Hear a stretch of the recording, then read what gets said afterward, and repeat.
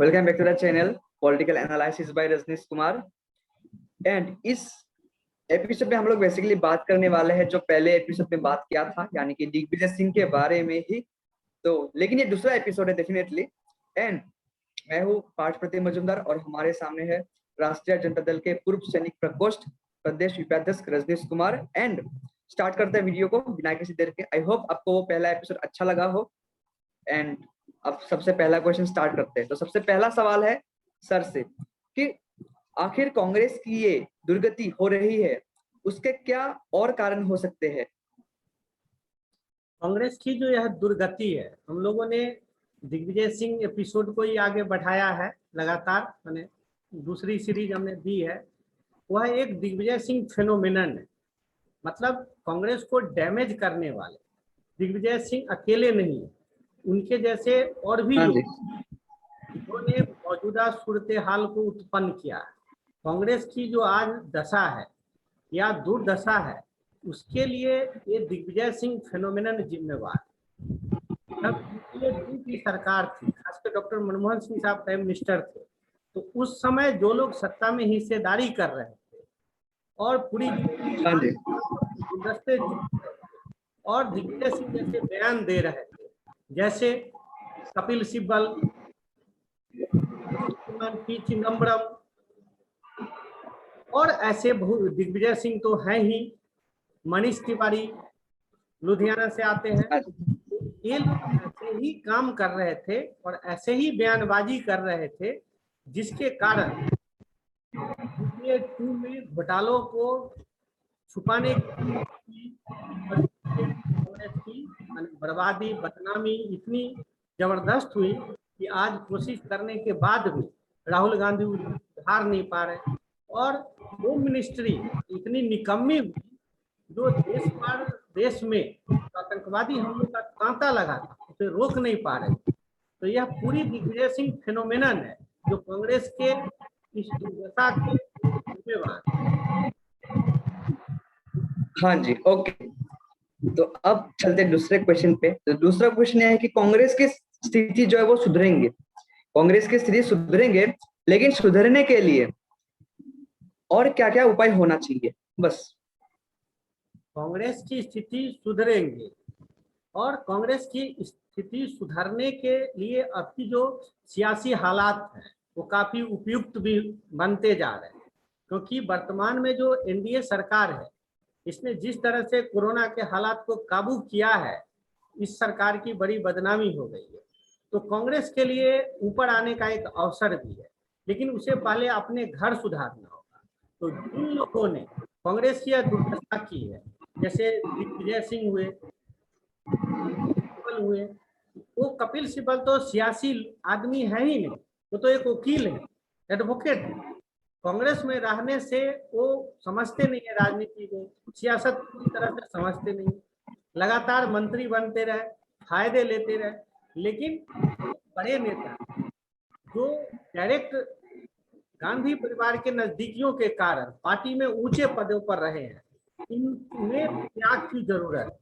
ये संगठन में जाएं, ये अपने का त्याग करें और दूसरे लोगों को आगे बढ़ने दें। कहने का मतलब आगे बढ़ने का, जैसे नीचे काम करते हैं लोग, और जब विधानसभा में, राज्यसभा में, लोकसभा चुनाव में टिकट की बात आती है, बोर्ड के मेंबर की बात आती है, ये लोग अपने जाते हैं, अपनी पत्नियों को दिलाते हैं।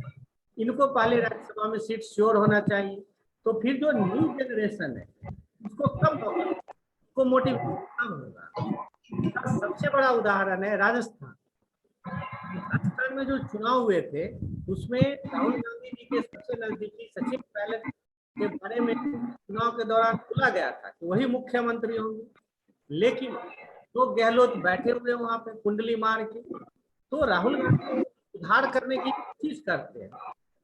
पंजाब में कैप्टन अमरिंदर सिंह है, उनकी ज्यादा हो गई, उनकी सियासत शख्सियत है, लेकिन कांग्रेस के कारण है। ये जो बड़े नेता जैसे मध्य प्रदेश में दिग्विजय सिंह है, कमलनाथ, मध्य प्रदेश में सरकार क्यों गई? क्योंकि माधवराव सिंधिया जी के लड़के ज्योतिरादित्य सिंधिया जी को अकोमोडेट नहीं किया गया, उनकी वहां सरकार बच जाती। तो ये जो हर प्रदेश हो, तो ये लोग बोल रहे हैं कि सुधार की जरूरत है, लेकिन सुधार हमेशा ऊपर से होता है, नीचे से नहीं होता। तो ये बड़े नेता जब त्याग करेंगे, सत्ता की लालसा को त्यागेंगे और संगठन में मौजूद रहेंगे, और पद जिसमें इनको पैसा, अर्क, सत्ता का आनंद जब ये त्यागेंगे, तब कांग्रेस में सुधार शुरू होगा।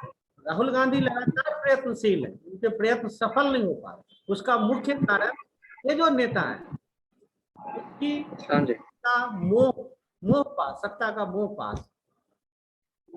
Okay, great. तो यहाँ पे जो गलती हो रही है वो गलती किससे हो रही है? क्या वो बड़े नेता से हो रही है या फिर वो जो छोटे नेता है उन लोगों से हो रही है? क्या लगता है आपको? बड़े नेता ही दुर्गति करा रहे।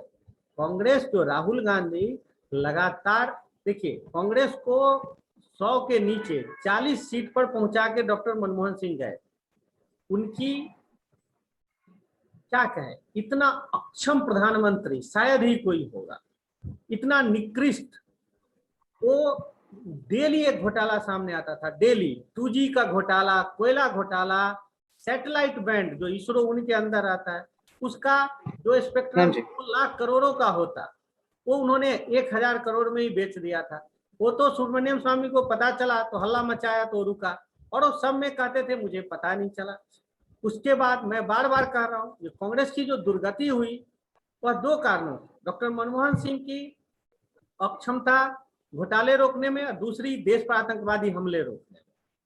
अब इन सबको गलत ढंग से डिफेंड करते थे। अन्ना आंदोलन के समय भी डॉक्टर मनीष तिवारी, कपिल सिब्बल, पी चिदम्बरम, ये सब गांधी परिवार के बाहर के लोग, ये सब ऐसे नेता हैं जिनकी जड़ जमीन में नहीं है। लेकिन जड़ जमीन में नहीं है चलता, लेकिन इनकी लॉयल्टी पार्टी के टॉप लीडर राहुल गांधी के प्रति नहीं। इसलिए जब इनको इतना लाभ लगता है अच्छा है, नहीं लगता तो पार्टी के विरोध में भी कुछ बोल जाते हैं और कुछ कर जाते हैं, जिससे कि इनका पार्टी का घाटा होता है। जैसे कपिल सिब्बल चले गए थे सुप्रीम कोर्ट के चीफ जस्टिस को हटाने के लिए, एक महाभियोग प्रस्ताव लेके आए थे। कभी चले गए थे सुप्रीम कोर्ट में, कहा कि राम मंदिर निर्माण को रोका जाए, नहीं तो बीजेपी को फायदा होगा। इससे जो नहीं भी होने वाला होता वो भी बीजेपी को फायदा हो जाता है। आतंकवादी हमले पर हमले हो रहे थे, दिग्विजय सिंह उसको डिफेंड करते थे। तो इन सब कारणों से कांग्रेस की अगर यूपीए 2 में राहुल गांधी अगर प्रधानमंत्री बन गए होते तो ये दुर्दशा नहीं होती जो आज है। बड़े नेताओं ओके ओके, ग्रेट। तो यहाँ पे राहुल गांधी की बात आ ही गई है, तो हमारा दूसरा सवाल यानी कि छोटा सवाल जो है वो भी इससे है रिलेटेड। राहुल गांधी जो भी कर रहे हैं, जो भी कोशिश कर रहे हैं, वहां पे वो कितना हद तक सफल हो रहे हैं या फिर सफल हो रहे कि भी नहीं? मतलब राहुल गांधी काफी हद तक सफल हो पाते हैं, लेकिन 3 कारणों से वो फेल हो जाते हैं। पहला कारण है कि जो बीजेपी ने नेशनलिस्टिक, रिलीजियस नेशनलिस्टिक पिच सजा रखी है, हाँ जी, ने जो राष्ट्रवाद की जो पिच मैदान सजा रखा है युद्ध का, उसमें क्या होता है कि राहुल गांधी गलत बॉल फेंक जाते हैं और अपने आउट हो जाते हैं। जैसे चीन का मसला है, पिछली बार चीनियों ने भारतीय सैनिकों की धोखे से हत्या करवा दी, हत्या ही मैं कहूंगा। उस समय भी चीन के साथ जो मसला है वो बड़े ही सुकून से हल करने वाला होता है, बड़े चालाकी से हल करने वाला होता है। तो ये बड़े स्तर पर फैसले होते हैं, सेना, विदेश मंत्रालय सब मिलके करते हैं। तो प्रधानमंत्री चुप थे, राहुल गांधी ने गलत बॉल फेंक दिया। मोदी, प्राइम मिनिस्टर मोदी साहब को बोलने लगे सुरेंद्र मोदी, मतलब सरेंडर मोदी। अब इसके जनमानस में गलत प्रतिक्रिया है। दूसरा हो, रंजीत सिंह द्वारा कहा था, जब उनके आदमी को पकड़ लिया था जट्टा सरदारों ने, तो उन्होंने उसे छुड़ाने के लिए अपनी जान लगा दी थी बाजी। उन्होंने कहा था कि जो लोग अपने दोस्तों की जान अपनी जान की परवाह करते रहेंगे तो वो कभी वफादारी हासिल नहीं कर पा सकते। तो राहुल गांधी के जो लोग हैं, सचिन पायलट, माधवराव सिंधिया के लड़के श्रीमान ज्योतिरादित्य सिंधिया, श्रीमंत मुखर्जी हैं, नवजोत सिंह सिद्धू पंजाब में है, और इस तरह के यंग लोग जो उनके साथ वो खड़े नहीं होते। तब इन लोगों के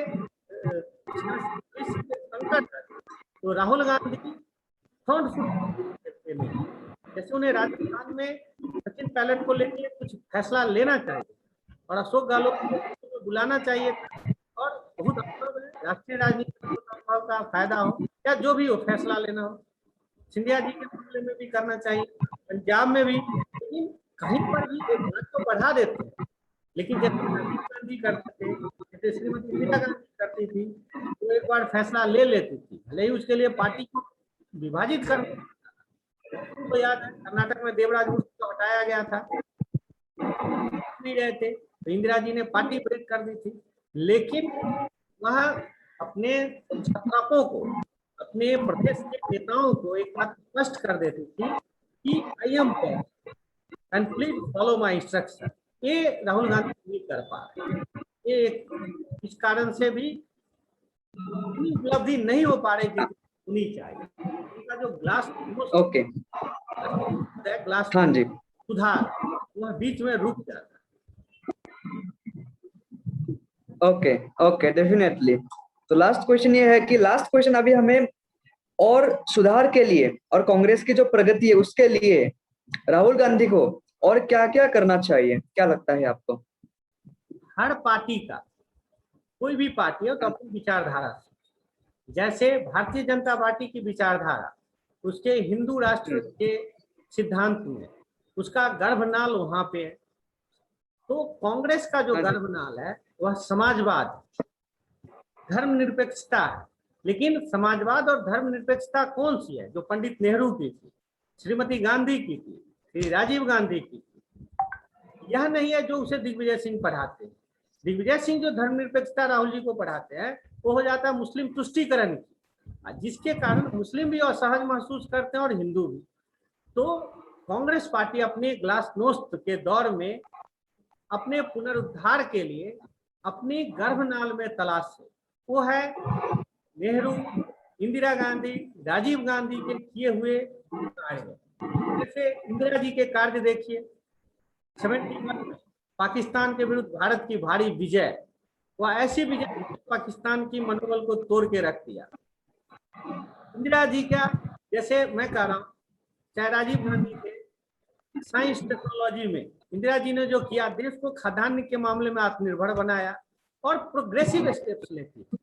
तो अपने पार्टी कार्यकर्ताओं को आए, नेहरू जी का जो किताब है बायोग्राफी ऑफ पंडित नेहरू, मैं पंडित नेहरू को तो फर्स्ट कम्युनिस्ट मानता हूँ, लेकिन first communist, but he was fully attached with the Indian culture and Indian revivalism. What is Indian revivalism? Means he established this democracy on the four pillars: justice, reasoning, liberty and equality for all, and advancement of the Indian culture. तो इसमें जो advancement of Indian culture और जो reasoning है, ये कांग्रेस से छूट है। आज कांग्रेस के जो युवा कांग्रेस बड़े पदों के आईसा कम्युनिस्ट संगठन है, जेएनयू के बड़े बड़े लोग विराजमान है, और जो कम्युनिस्ट लोग उनकी भारत की संस्कृति में है ही नहीं। अब उनका नाम ही देखिए, लेनिनवादी, मार्क्सवादी, माओवादी, वो भारत की से जुड़े लोग है नहीं, उनको कांग्रेस में बड़े पद दिए जा रहे। तो यह राहुल गांधी जी को रोकना चाहिए और उन्हें बनारस, काशी, इसके जो विद्वान ब्राह्मण है, इस जो कांग्रेस और देश की संस्कृति जानते हैं, वहां से लोगों को लाना चाहिए और संगठन में ऊंचे पद देना चाहिए। जैसे इंदिरा जी के समय था, कोई भी बड़े फैसले हो, पॉलिटिकल फैसले, कैबिनेट पॉलिटिकल अफेयर्स में नरसिम्हा राव, प्रणब मुखर्जी, आर वेंकट रामन, इन तीनों के सहमति पास ही नहीं होती। तो आज जरूरत है राहुल गांधी जी को कि ये तीन अत्यंत लॉयल, सक्षम, भारतीय संस्कृति में डूबे हुए ब्राह्मण सलाहकार, जो नरसिम्हा राव की तरह, सब नरसिम्हा राव को स्कॉलर बोलते थे, scholar on Indian culture. Pranab Mukherjee कितने बड़े विद्वान और क्या थे, अभी अब राष्ट्रपति तक गए। डॉक्टर आर वेंकट रामन भी राष्ट्रपति बने, नरसिम्हा राव प्रधानमंत्री बने, इन तीनों कोई भी बड़े राजनीतिक फैसले नहीं होते। तो राहुल गांधी के पास ऐसे सलाहकार नहीं है जिसके कारण ऐसा हो रहा है, जिसकी जड़ भारत, ये ऐसे वो सलाहकार नियुक्त करे। मेरे नजर में एक बंदा है भी जो कांग्रेस में नरसिम्हा राव का जगह ले सकता है, वो है जयराम रमेश, आंध्र प्रदेश से ही आते हैं। दूसरा, कश्मीर से इनका जड़ है, जैसे मखनलाल खुदेदार होते थे, पीएन हक्सर होते थे, ऐसे लॉयल जैसे उत्तर प्रदेश में रफी जैसे है, और सहमति पॉलिटिकल जो कांग्रेस में और बड़े नेताओं को त्याग के लिए कहा जाए, जो लोग पद पे हैं, लोकसभा, राज्यसभा, मुख्यमंत्री, इनको कहा जाए न्यू जनरेशन को देश दीजिए, सुधार की जरूरत है। राहुल गांधी फुट पर आके खेले, यूपीए को रिवाइव करें। इसमें जो शरद पवार हैं, समर्थ लोग हैं, ममता बनर्जी है, सबको राहुल गांधी साथ दे रहे हैं। तमिलनाडु में अत्यंत सक्षम स्टालिन है जो वहां के चीफ मिनिस्टर हैं, आंध्र प्रदेश के जगन रेड्डी है, तेलंगाना वाले चंद्रशेखर है, कांग्रेस भी मजबूत है। ये लोगों को एक साथ लेके और कांग्रेस इजलास करे, दो और एक नीति बनाए। उस नीति में पहली बात तो कि राहुल गांधी जे नंबर 1 अपोजिशन लीडर, और उसी तरह से अपोजिशन फाइट करे तो कांग्रेस की हालात भी सुधरेंगे और भारत की जो लोकतांत्रिक राजनीति है उसकी भी दशा सुधरेगी, क्योंकि सत्ता पक्ष एक दबाव महसूस करेगा और देश में एक विमर्श होगा व्यापक। इसके कारण सत्ता पक्ष को कभी भी गलती करने की छूट नहीं होगी। सत्ता पक्ष के लिए लाभदायक, विपक्ष के लिए भी लाभदायक और जनता के लिए भी लाभदायक, मेरा मत। Okay, thank you sir, and I hope अच्छा लगा हो सबको। Thank you.